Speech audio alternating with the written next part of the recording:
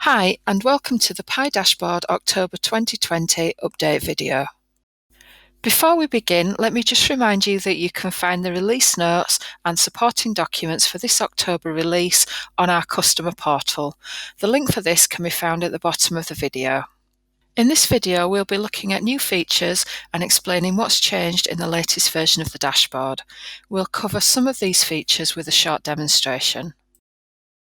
For all new dashboard installations, we now include these 5 new themes to enhance styling and design of your dashboards. When upgrading, you can still opt to use Pi Day, which is the default theme, and Pi Night, but you'll also have the 5 new themes to choose from too. Here's Adil with a quick demonstration. So another new addition of the October release is the introduction of our new themes. We have 5 new themes in total. If you do a clean install of the dashboard, one of these new themes will automatically be applied. If you are upgrading, however, you will need to apply these manually through the dashboard configuration screen. We have also updated our default loading icon. Now, if we head over into the settings screen, you will see in the theme section we have in total 7 themes there. Two of the themes there are the old themes, and 5 of them are the new ones. So the one that we have applied at the moment is the berry theme, the Pi berry theme. Now, in this, as you can see, we have a grey body with the new Pi Intelligence colors, and the daily one is very, very, very similar to the berry one. However, it does have a slighter grey background on the charts themselves. Now the next theme that we have is the Pi Nightly theme. Now if we apply this or preview this, you'll see that this is our new dark theme. So it turns everything into a dark blue, midnight blue color.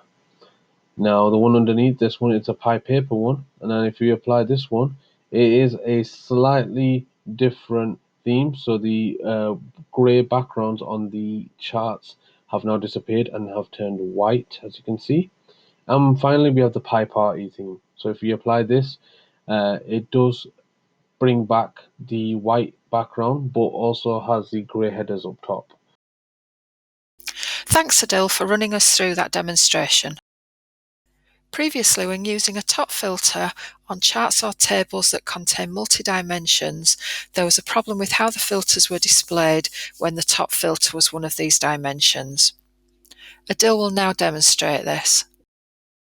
So another addition to the October release is the fixture of top filters for multiple dimensional charts and tables.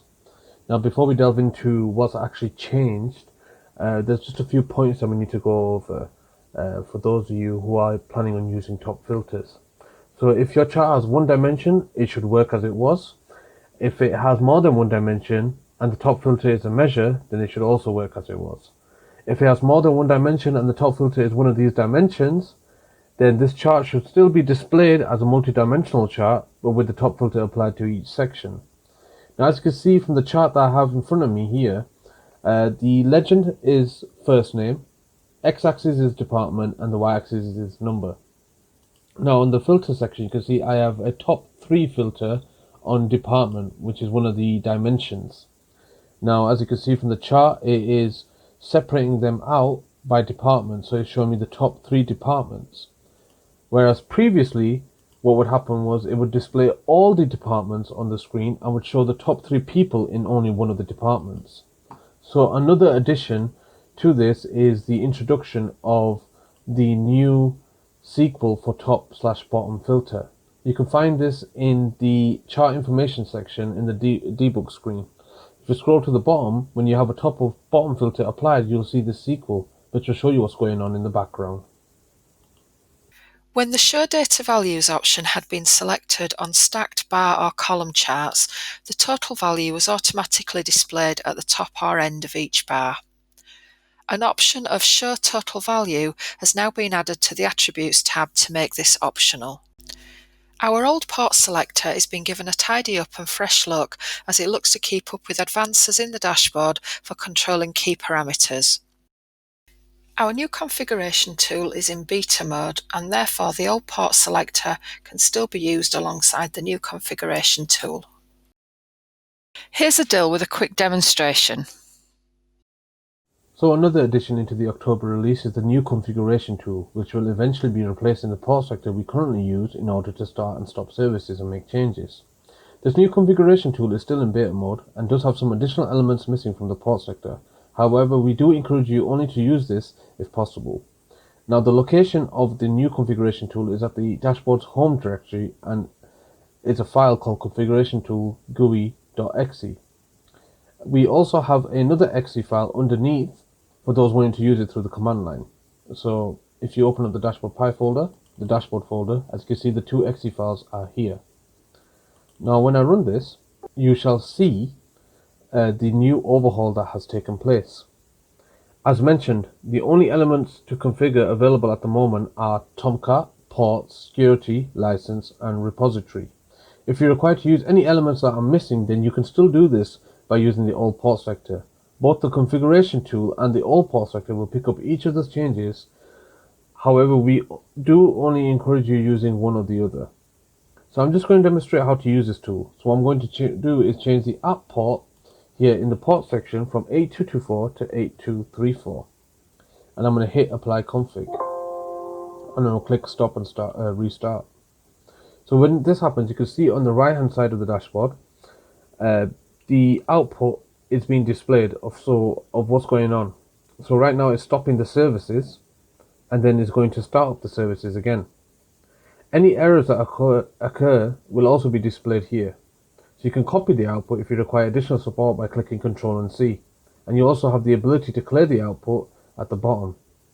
So as you can see, you also have two new options next to the apply config. One is the import config and one is the export config. So the new config tool now outputs to a JSON file, which I'm going to show you now. So this JSON file here is going to contain all the dashboard's configurations. As you can see, so it has the scheduler port, the piranha port, it has security, and it has all the configuration from the new config tool placed in there. There is another JSON file as well called defaults. Now this default port will contain all the default ports that come with the dashboard when you first install it. Now back to this, you can see that it's waiting for the service to start here, so we're just going to wait for that to happen. Right. So now you can also edit the JSON file directly if you wish to do so. However, you will need to run the config tool to apply those changes. You can also use a new config tool through the command line and use the help option in order to navigate around. The help option is to be improved upon in a later version. Another thing to note is when you are running this new configuration tool, you are still able to use the dashboard. But when you hit apply config is when the dashboard will temporarily be stopped so you can apply the new changes. Thanks Adil for running us through that demonstration. When upgrading the dashboard from the previous month to the next month, the port configuration will no longer revert back to the default setting during this process, and the latest settings will be replicated. When a user clicked the forgotten password link when logging into the dashboard and were using an email address that was not recognised by the dashboard, they previously received an error message. This message has now been updated to something more meaningful.